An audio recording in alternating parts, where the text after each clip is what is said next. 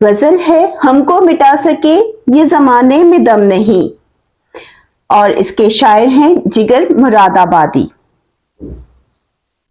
ہم کو مٹا سکے زمانے میں دم نہیں، ہم سے زمانہ خود ہے زمانے سے ہم نہیں۔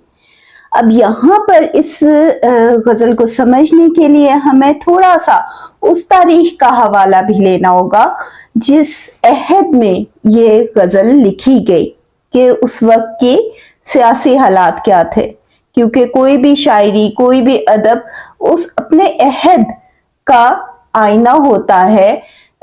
جو واقعات اور سیاسی حالات گزر رہے ہوتے ہیں اس کی ہمیں تصویر ادب میں کہیں نہ کہیں نظر آتی ہے۔ یہ غزل جس عہد میں لکھی گئی اس وقت مسلمانوں کی 1000 سالہ سلطنت ان سے چھن چکی تھی، اور وہ اپنے ہی وطن میں غلامی کی زندگی گزار رہے تھے، یعنی مغلیہ سلطنت ختم ہونے کے بعد وہاں پر انگریز حکمران آ چکے تھے۔ تو اس میں کئی شاعروں نے ایسے لکھا، اس انداز سے لکھا کہ ان میں جذبہ جاگے نوجوانوں میں آزادی کا، اور ہمیں کہیں نہ کہیں اس عہد کی جھلک نظر آتی ہے۔ یہ غزل جگر مراد آبادی نے لکھی۔ وہ کہتے ہیں کہ ہم زمانہ ساز لوگ ہیں، ہم زمانے کے پیچھے چلنے والے لوگ نہیں، بلکہ زمانہ خود ہم سے پوچھ کے آگے چلتا ہے اور زمانہ ہماری پیروی کرتا ہے۔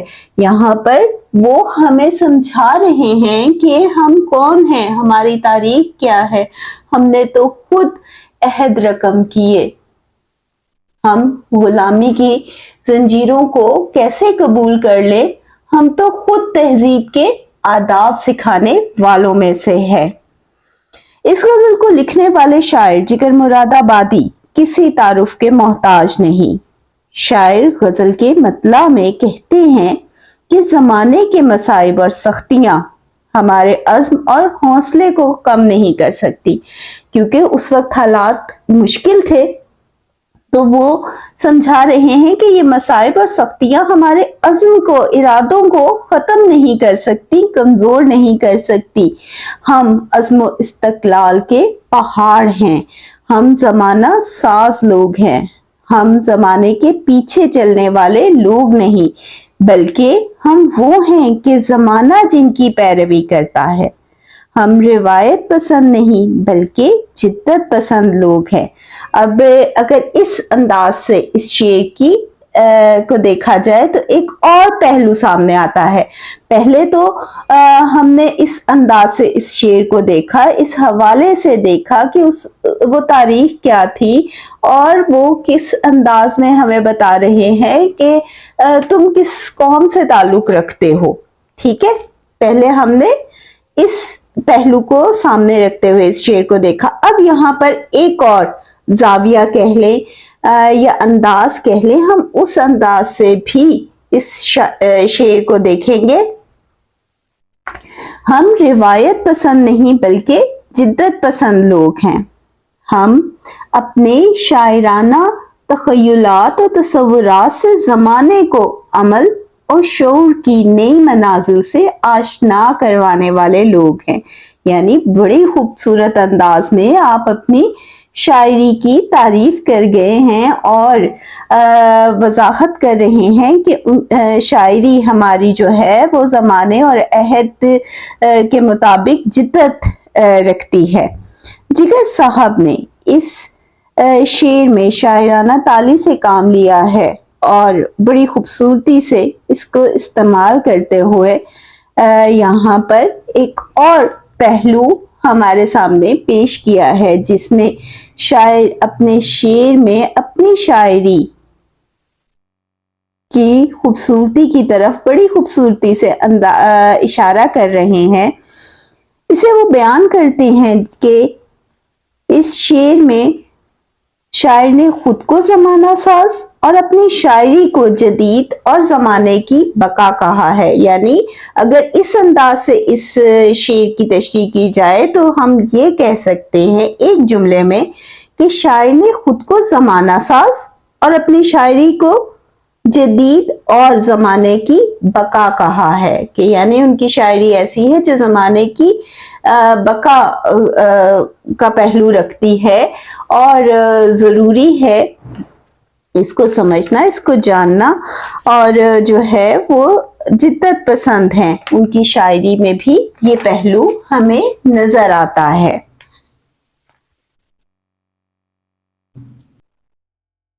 अगला शेर है, बेफायदा अलम नहीं, बेकार गम नहीं, तौफीक दे खुदा तो ये नेमत भी कम नहीं। शायर के नजदीक जिंदगी का हर लम्हा और वाकया इंसान को सबक देता है। ये वाकयात ही नेमतें खुदाबंदी हैं जो इंसान को सीधा रास्ता दिखाते हैं। इस शेर में शायर जिगर मुरादाबादी हकीकत हालात की तरफ इशारा कर रहे हैं, यानी एक जिंदगी की हकीकत, एक बड़ी हकीकत वो हमारे सामने पेश कर रहे हैं कि जिंदगी के हालात और वाकयात इंसान को सबक देते हैं। हम अक्सर कहते हैं ना कि जो हमारे बड़े हैं उनका तजर्बा हमारे लिए सरमाया है, या उस तजर्बे से फायदा हासिल करना चाहिए। क्यों? क्योंकि उन्होंने जिंदगी को गुजारा। ठीक है, ये मैं समझाने के लिए बता रही हूँ। उन्होंने जिंदगी को गुजारा और बहुत सी चीजों को देखा कि इस तरह से इसका क्या नतीजा निकलता है। तो वो जो तजर्बा होता है वो हमें फायदा दे जाता है। इसीलिए यहाँ पर शायर कह रहे हैं कि जिंदगी के हालात और वाकयात इंसान को सबक देते हैं। इंसान हर लम्हा सीखता है, और जो सीख जाए वो कामयाब है कि वो अपनी उस गलती को दोबारा ना दोहराए। इंसान उम्र भर हालात से कुछ ना कुछ सीखता है। शायर का कहना है कि तजर्बात हमें जहां दुख देते हैं, कि हमें दुख देते हैं, वहां जिंदगी के हकाइक भी समझा जाते हैं। और तजर्बात से सुख लेना है तो अपनी गलती को कभी दोबारा दोहराओ नहीं। और ये जो है बड़ी नेमत है उस इंसान के लिए जो अपनी गलतियों से सीखता है और उसको दोबारा कभी दोहराता नहीं, और अपनी जिंदगी में आगे बेहतरी लेकर आता है। इस शेर में शायर ने ये समझाने की कोशिश की है कि हालात की ठोकरें खाकर संभलने वाला ही असल इंसान है। और अगर गौर किया जाए तो ठोकरें, आजमाइश, नेमतें खुदाबंदी से कम नहीं कि इंसान को राहे रास पर ले आती हैं, जिंदगी को जीने का सलीका सिखा जाती हैं। अगला शेर है, मेरी जुबान पे शिकवा अहले सितम नहीं, मुझको जगा दिया यही एहसान कम नहीं। अहले सितम नहीं, मुझको जगा दिया यही एहसान कम नहीं। इस शेर में शायर कहते हैं, मुझे अपने दोस्त अहबाब की बेवफाई या बदसलूकी की कोई शिकायत नहीं, बल्कि मैं एहसानमंद हूँ, इनकी बेवफाइयों ने मुझे सीधा रास्ता दिखाया। अब यहाँ पर इस शेर के दो पहलू आ सकते हैं। एक, अगर हम इसे रिवायती अंदाज से देखें जो हमारे अदब का खासा है, और दूसरा हम इसे जमाने पर रखकर इस शेर को परखें कि इसका क्या नतीजा सामने आता है, या शायद इसमें हमें क्या बताना चाहते हैं। ठीक है, तो हम दोनों अंदाज से इसको देखेंगे। अगर हम इस शेर को रिवायती अदब के पहलू से देखें तो शायर का कहना है कि उन्हें उनके महबूब की बेवफाइयों का कोई शिकवा नहीं, वो अपने एहसासात में, जज्बात में सच्चे थे, लेकिन उनके रवैयों ने उनके महबूब के रवैयों ने उन्हें बहुत कुछ सिखा दिया कि वो अपनी वफा को लेकर किस इंसान के आगे मौजूद है, कि उसके दिल में तो उनके लिए कोई मुकाम और कोई जगह नहीं। ठीक है, तो शायर एक तरह से अगर इस अंदाज से देखा जाए तो महबूब की बेवफाई का शिकवा कर रहे हैं इस शेर में। सबसे पहले हम ये लिखेंगे कि और फिर वो कहते हैं کہ اس کی اس بے وفائی نے، بے رخی نے مجھے بہت کچھ سکھایا کہ میں تو اپنی وفا میں سچا ہوں، محبت میں سچا ہوں، لیکن میرا محبوب میرے ساتھ مخلص نہیں۔ اور اب ہم اسے دیکھیں گے دنیا کے پہلو سے، دنیا کے تناظر سے۔ شاعر جگر مراد آبادی فرماتے ہیں کہ میں اپنے دوست احباب کی بے وفائی اور بدسلوکی کا گلہ نہیں کرتا، بلکہ میں شکریہ ادا کرتا ہوں کہ انہوں نے میری آنکھیں کھول دی، یعنی انہوں نے زندگی کا تجربہ کیا، جن لوگوں پر انہیں اعتماد تھا وہاں سے ہی انہیں ٹھوکر لگی، لیکن وہ اس ٹھوکر کو جو ہے بے فائدہ نہیں سمجھ رہے اور کہتے ہیں کہ میرے اندر خلوص اور وفا کے خوبصورت جذبات تھے، میرے دل میں ان کے لیے بہت سچائی تھی، اپنوں کے لیے، اپنے دوستوں کے لیے، اپنے رشتہ داروں کے لیے، لیکن انہوں نے اس سب کو باطل ثابت کر دیا کہ میں غلط تھا، وہ سچائی کے، وفا کے قابل نہیں تھے، کہ یعنی انہوں نے انہیں دھوکہ دیا، انہیں وہاں سے، اس مقام سے ٹھوکر ہوئی، مایوسی ہوئی۔ تو اس انداز میں وہ یہ لکھ رہے ہیں، یہ کہہ رہے ہیں زمانے کی بے وفائی کا، اور جو چلن ہے، زمانے کا جو چلن ہے اس کا شکوہ کر رہے ہیں۔ شاعر زمانہ ساز ہیں اور حقیقت پسند ہیں۔ وہ کہتے ہیں کہ مجھے اہل ستم یعنی میرے ساتھ بے وفائی کرنے والوں سے کوئی شکایت نہیں، بلکہ میں تو ان کا احسان مند ہوں، ان کی نیکی مانتا ہوں کہ ان کی بے وفائی سے کم از کم مجھے راہ تو ملی، راہ راست تو ملی، ان کا اصل چہرہ تو سامنے آیا۔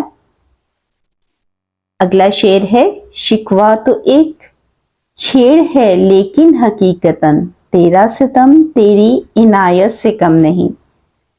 اب یہ شعر جو ہے روایتی ادب کے حوالے سے ہے، شاعر محبوب کے ظلم و ستم کی شکایت کر رہے ہیں۔ بقول شاعر، ہے اذیت مصیبت ملامت بلائیں، تیرے عشق میں ہم نے کیا کیا نہ دیکھا۔ یہی کیفیت کچھ شاعر کی بھی ہے۔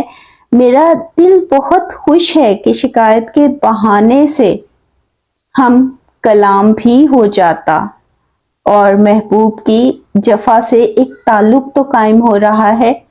اب جو روایتی ادب ہے وہاں پر محبوب سے ملنا، محبوب سے کوئی بات کرنا، شکوہ شکایت کے طور پر ہی صحیح، وہ بھی ایک سچے عاشق کے لیے بہت بڑی بات ہوتی ہے، کیونکہ روایت یہی کہتی ہے کہ وہ بے رخی کا راستہ اختیار کرتا ہے، بے وفائی کا، اور جو اس راہ پر چلنے والے ہوتے ہیں وہ تکلیف سے گزرتے رہتے ہیں۔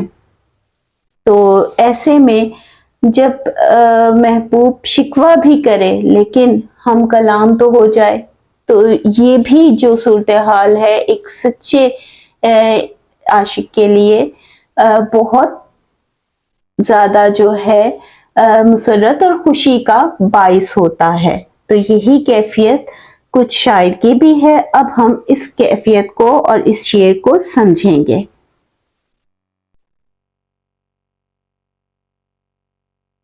شاعر اس شعر کے حسن کو چار چاند لگاتے ہیں کہ وہ محبوب کے ستم یعنی ظلم کو بھی عنایت اور مہربانی قرار دیتے ہیں، کہ یعنی ان کی کیا کیفیت ہے، انہوں نے شعر میں کیا انداز اختیار کیا۔ ہر کوئی شکوہ کر رہا ہے اور آہوزاری کر رہا ہے، لیکن وہ کیا کہہ رہے ہیں کہ اس کا ظلم، اس کا ستم بھی عنایت ہے، مہربانی ہے۔ کس طرح سے کہ وہ چلو ہم کلام تو ہوا، شکوہ ہی صحیح، ہم کلام تو ہوا۔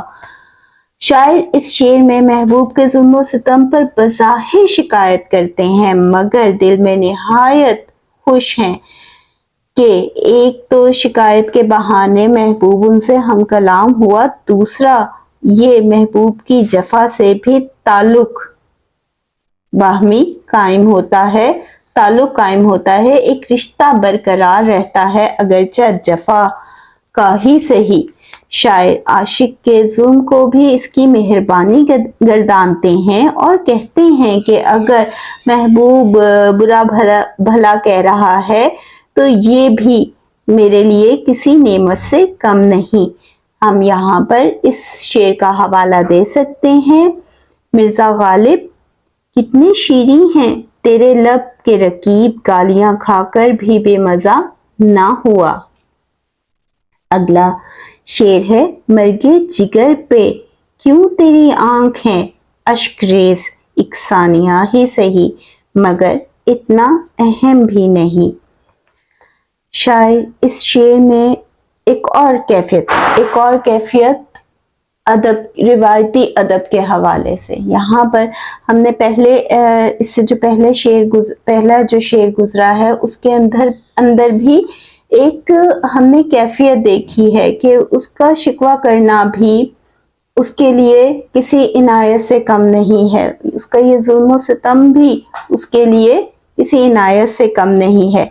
अब एक और कैफियत रिवायती अदब के हवाले से, हम बात अदब की कर रहे हैं, हम शायर के ख्याल को समझने की कोशिश कर रहे हैं, तो अब यहाँ पर एक और कैफियत है।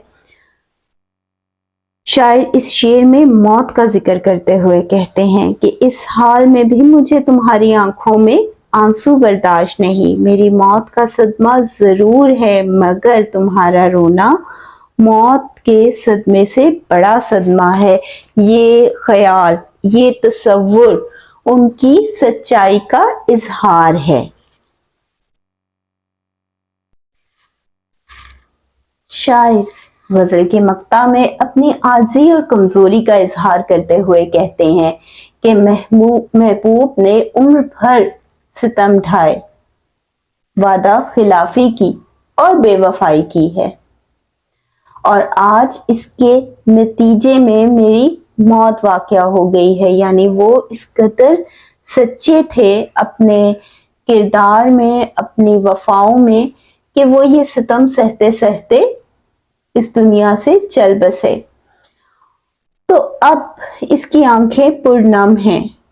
शायर से महबूब का ये हाल नहीं देखा जा रहा, क्योंकि वो तो हर हाल में उसे खुश देखना चाहते हैं, इसलिए वो कहते हैं कि इस हाल में भी मुझे तुम्हारी आंखों में आंसू गवारा नहीं। यहाँ पर वो अपनी मोहब्बत और वफा का इजहार कर रहे हैं और बयान कर रहे हैं कि उनकी वफा किस मुकाम पर है, कि मुझे तुम्हारी आंखों में आंसू गवारा नहीं, मेरी मौत बहुत बड़ा सदमा जरूर होगा तुम्हारे लिए मगर तुम्हारा उदास होना मेरे लिए इससे भी बड़ा सदमा है। शायर अपने महबूब से सच्ची मोहब्बत का इजहार करते हुए उसे मुखातिब होते हुए कहते हैं कि मेरी मौत की वजह सिर्फ तुम्हारी बेवफाई और बेरुखी है, मगर फिर भी ये हरगिज बर्दाश्त नहीं कर सकता कि मेरा महबूब मेरी मौत पर आंसू बहाए,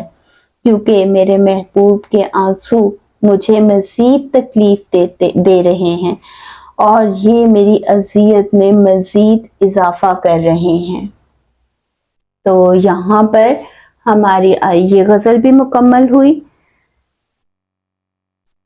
आप ज़्यादा से ज़्यादा बच्चों इस चैनल को अपने दोस्तों के साथ शेयर करो ताकि मज़ीद बच्चे भी जो federal book national book foundation से पढ़ रहे हैं उन तक ये जो कोशिश है वो पहुंच सके।